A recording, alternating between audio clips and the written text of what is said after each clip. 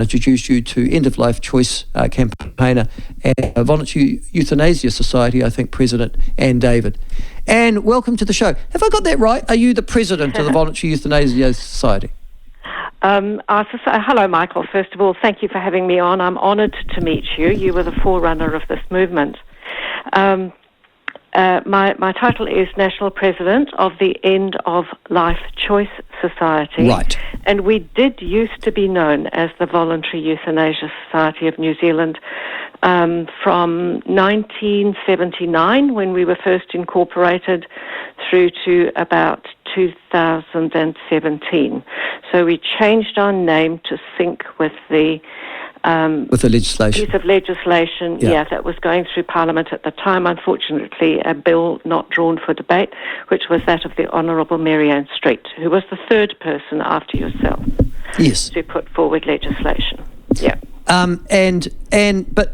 Okay, so when were you there on the day David Seymour hosted a reception at Parliament when the referendum result was officially announced? Were you there in Parliament on that day? I sure was. Marianne and I were both there, and we were so thrilled that it had passed. Of course, it had already passed Parliament, as you know, in 2019, but then we had the referendum in 2020 to approve, for the public to approve or disapprove the Act, and the public, as you said, 2/3, 65%, approved the Act. Now, roughly, how many people have died, on your calculation, with the assistance of that Act since its passage? Not many. I'd just like to give you some context that you don't usually get. Last year we had a total of 38,574 deaths, and of those, 257 were assisted deaths. So less than 1%, 257 people in the first year of operation. Yeah, and there'd probably even be, if you added suicide to that, suicide's running about 500 a year. So, yeah, that puts another perspective to it as well, I guess. I don't know. I'm getting my statistics from the Ministry of Health, right, which, anybody can, health.govt.nz, and then type in assisted dying yearly report or something similar, and you'd be getting the stats I get. They don't include suicide with that. No. This is purely for assisted dying. So, they had 661 formal applications for assisted dying. 600 and how many? 661. Right. During the first year, and 399 of those were confirmed as eligible. That's 2/3 of them. And 257 deaths resulted. So quite a few dropped out on the way for various reasons. Usually they died before the process was complete. And then there were 74 that were still eligible but were waiting for their due date to arrive. However, you and I both know, Anne, there are some problems, wrinkles in that piece of legislation. The one that I can immediately think of most obviously are those suffering from dementia and from Alzheimer's. And then the second one is, and it's a group that I've come through, and like many people, also with conditions in which the end of your life is not exact. And that's what the doctors seem to be writing about. They wrote it, yeah. Carry on. They wrote about four specific things that they want to changed, and I do want to say thank you to those kind and compassionate doctors who get themselves trained for assisted dying. Yes, they wanted David Seymour's original proposal, the grievous and irremediable medical conditions clause, to be revisited, because that would have allowed people in categories that you referred to, people specifically with neurodegenerative diseases like Parkinson's disease, Huntington's disease, motor neuron disease, multiple sclerosis, COPD, who are going to die of their disease. It's incurable. They are just dying very, very slowly over a number of years sometimes. And those last periods, which could comprise as much as a year, maybe more, can be extraordinarily grisly and nothing can be done to relieve their suffering. And they cannot access assisted dying because no doctor can put hand on heart within 6 months this person will be dead. So that issue hasn't been addressed. And the other issue is, of course, people with dementia and Alzheimer's. The Act requires people to be mentally competent right up to the last minute and 6 months away from death. So as we know, Alzheimer's and dementia, you usually lose your mental competence years before death.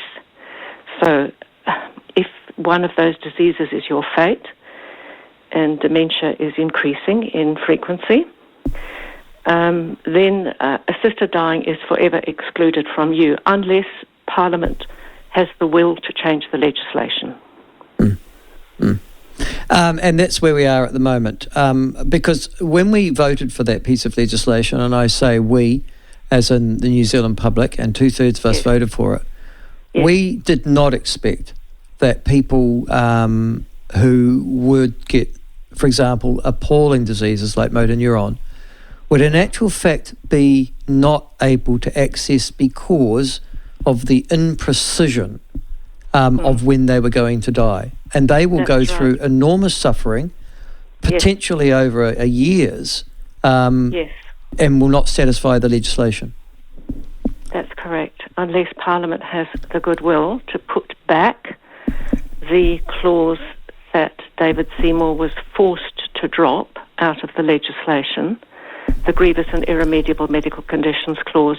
It might not need to be worded like that, but it would need to give effect to the original intention, which was that people who are suffering unbearably, as the Act requires, in an advanced state of irreversible decline in physical capability, can find relief when everything has been done to palliate their suffering and nothing has worked. So, I mean, the thing that obviously strikes me, I'm intimately aware of this. I'm actually acting for somebody trying to access this piece of legislation. They have motor neuron disease. See? Yep. And I love this person.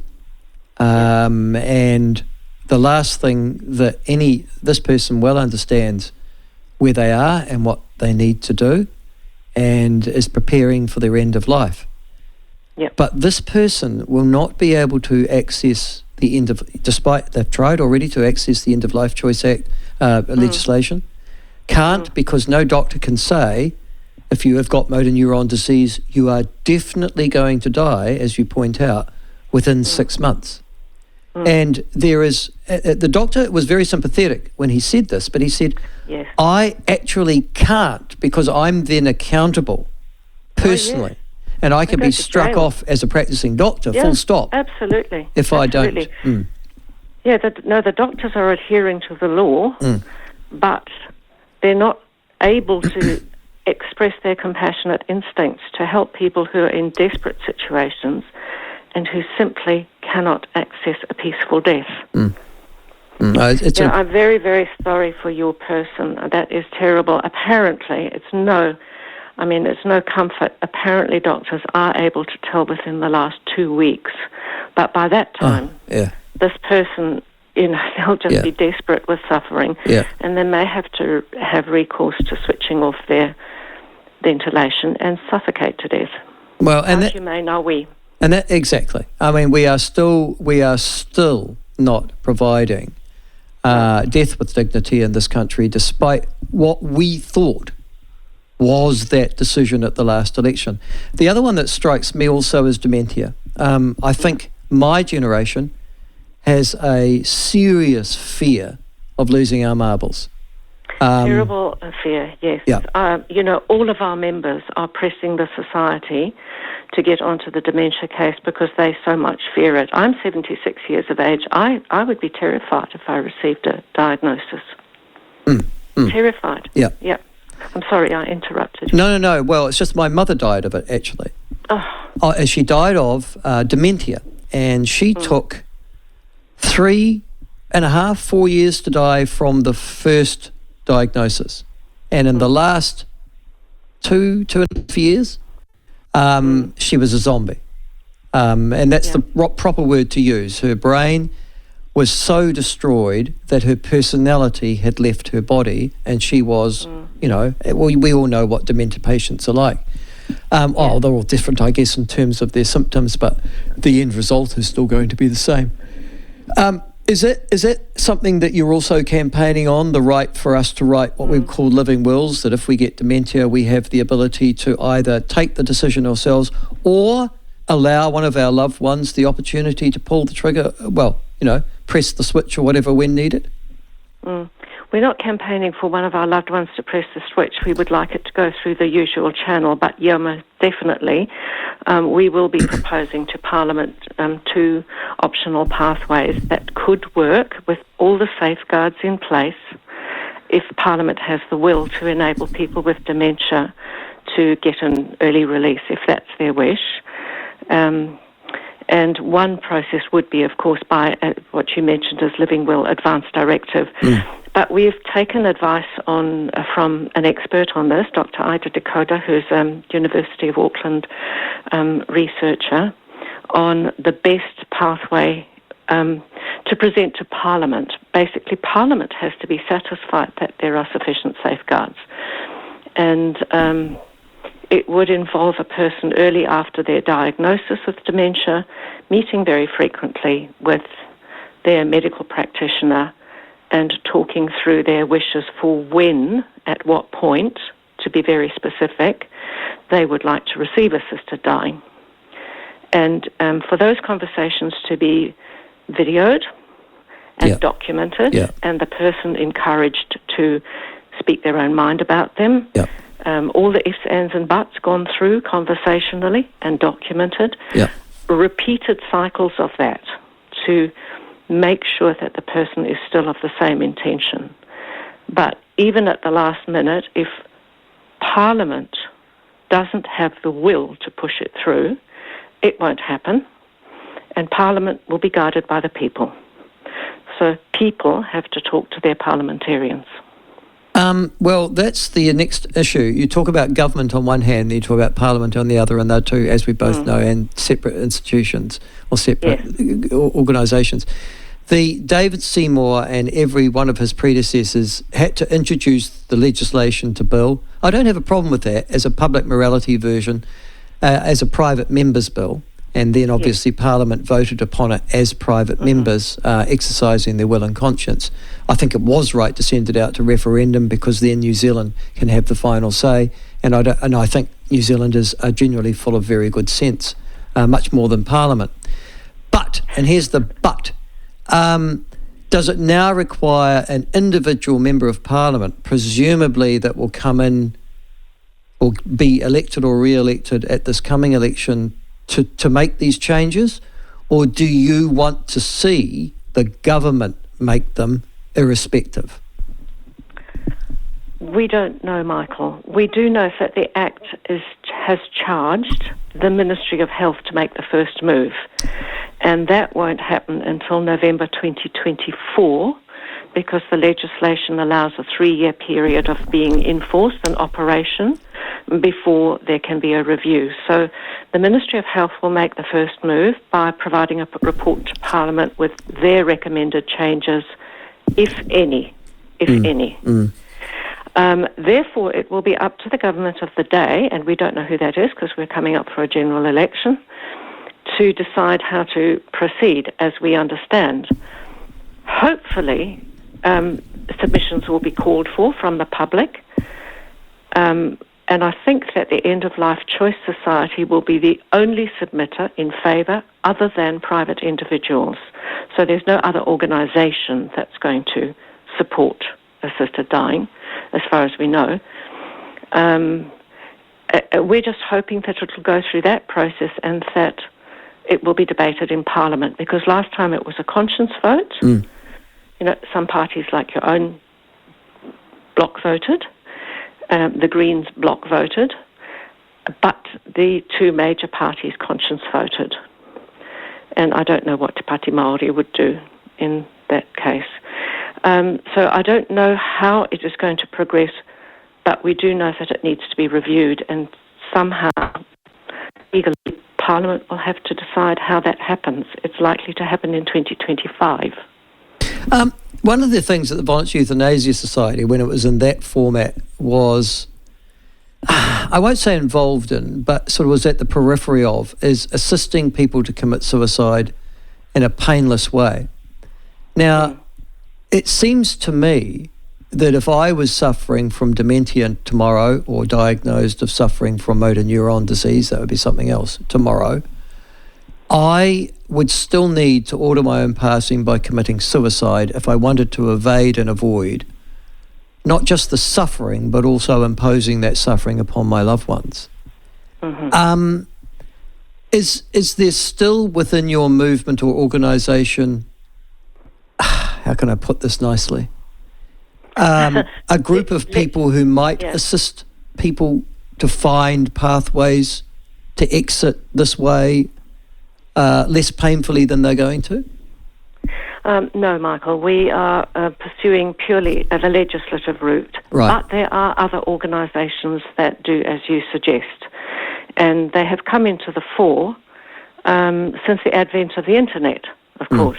Mm. So probably the best known one is Exit International, which is a worldwide movement. And that was set up by Dr. Philip Nitschke, who was an Australian doctor, who tried for a decade to get assisted dying legislation passed in the Northern Territory, was endlessly frustrated by Parliament, although very much wished by the people. And then he said he realised that Parliament was never going to get there, and so he would find an alternative route. And he set up this organisation called Exit International, which provides information for people. But the End of Life Choice Society is not involved in that at all. We are directed purely to the legislative progress. The problem with self-help is that a lot of the solutions have to be done clandestinely, and some are illegal. Whereas if you can get legislative change, everything can be open, above board, honest, and you don't have to hide around corners. You can just talk to your doctor. Can I also ask you, a couple of people have asked, just texted me now, what's the difference between New Zealand and constituencies or countries overseas and the way in which we approach this issue? Right. Well, the End of Life Choice Society belongs to the World Federation of Right to Die Societies, which comprises 38 societies like ours all around the world where westernised medicine is practiced.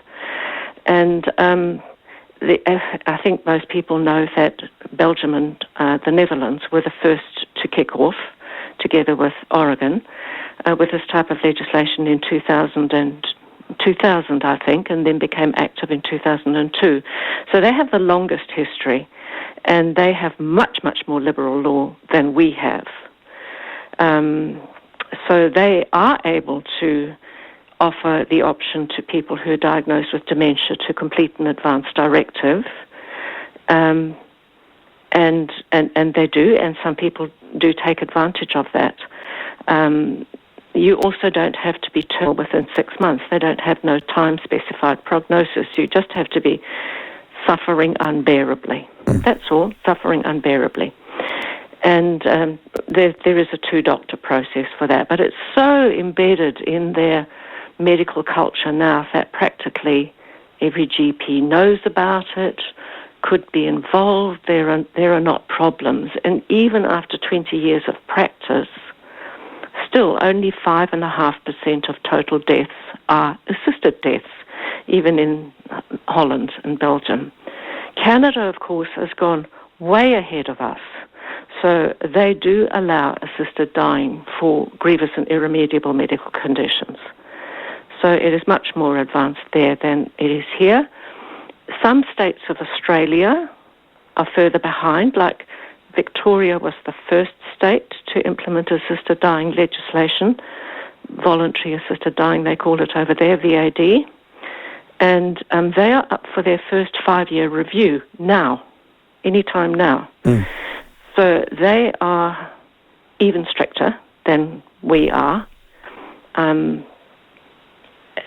They can't, for example, discuss things on phones, but our doctors can discuss an assisted dying application on the phone. They have much stricter laws, and they are proposing a number of the things that we are proposing, and depending on how successful they are, we may or may not be successful too, because then precedent will have been set. But there are other states in Australia that are already further ahead than we are, because they legislated a bit later than we did. Bear in mind that David Seymour brought this legislation put his bill in the ballot in 2017. So that was 6 years ago, and since then other people have legislated. So Queensland is much more liberal. Tasmania is a little bit more liberal. Western Australia is a bit more liberal. Western Australia has a clause that would allow people with neurodegenerative diseases like the friend that you spoke about previously to apply with 12 months prognosis, for example. So even that would be some tiny gain. Well, that leads me to the next obvious conclusion. If I am one of these people living in New Zealand, can I access these assisted dying services in other jurisdictions like West Australia, for example? No, because they all have residency clauses. Right. That you have to have lived in the terrain for a certain period of time. I speak quite regularly with our DWD, as we call them, Dying with Dignity, fellow societies in Australia, and they're all state-based because each state there has its own legislation. And they say that when they have got all of the states up to a uniform level, the next thing will be to waive the residency criteria for Australian citizens. So, our assisted dying service is only available to New Zealand citizens or New Zealand permanent residents. Right. It just sort of does remind you a little bit of the abortions when we used to send girls to Australia on planes in the 1970s to have abortions because we didn't offer abortions in the New Zealand Health Service. Right. You wonder if they're... Well, no, because it is... I mean, there must be jurisdictions, though, that offer assisted dying. You would think to people who need it. I seem to remember Switzerland did at one stage. Yeah. Is that right? Yeah, Switzerland always has. Switzerland's never prohibited assisted dying as long as it's not done for reasons of, coercion and benefit to a third party. The Dignitas Clinic, of course, is the best known of that, Dignitas. Yeah. But there are others as well, Pegasus, Life Circle, quite a few institutions in Switzerland who will help foreigners. Here's the problem, Michael. They won't help you just because you're hale and hearty. They will help you if you're extremely ill. You don't necessarily have to be terminally ill, but if you're obviously suffering unbearably and you're in the advanced state of irreversible decline in physical capability due to a medical condition, they will help. But they also require medical records, and most of all, they require you to get there. Now, for us from the Southern Hemisphere to travel to Switzerland, when we're in an advanced state of irreversible decline in physical capability, is onerous. And you have to live in Switzerland for 3 weeks so that their own doctors can examine you and make sure that, the medical records that you have sent on ahead are all bona fide and that their own Swiss doctors agree. And then you can have your procedure. Now, there's another problem here, is that they don't provide doctor-administered assisted dying. The person's got to do it themselves. So for your friend with motor neuron disease, that person may or may not be able to drink a medication when the time comes, might not be able to swallow, might not be able to lift their hands. They not get somebody or a family member to assist them doing that, or is that somehow illegal? No, it's illegal. The person has to do it themselves. That's the proof of voluntariness. God. So, yeah, it does wipe people out. And I suppose for Europeans, a lot of people from the UK travel over to Switzerland. I mean, it's a lot easier for them. It's just a hop across the channel, isn't it? But for us to get in a plane, you'd have to take somebody with you. When they come back to New Zealand, are they going to be prosecuted by the police for assisting a suicide? Because, that's where this whole prohibition stemmed from. We've got a long way to go. It's short and it's complex. We've got a very, very long way to go, Michael, and thank you again for being a forerunner. No, well, thank you for coming on, Ed, and fighting the good fight. I appreciate your time, your effort, your energy. That is Anne David, the president of and End of Life Choice Society. For those who thought that this would somehow open the floodgates and that you'd be knocking off Granny and stuff like that, boy, you should have just abused of that concept in that conversation. But for those of you who thought that we were actually ushering in a sort of calmer, gentler, and perhaps much more rational and reasoned way in which to exit this world, the practical reality founds, does it not? I'd be very fascinated by your views on this issue.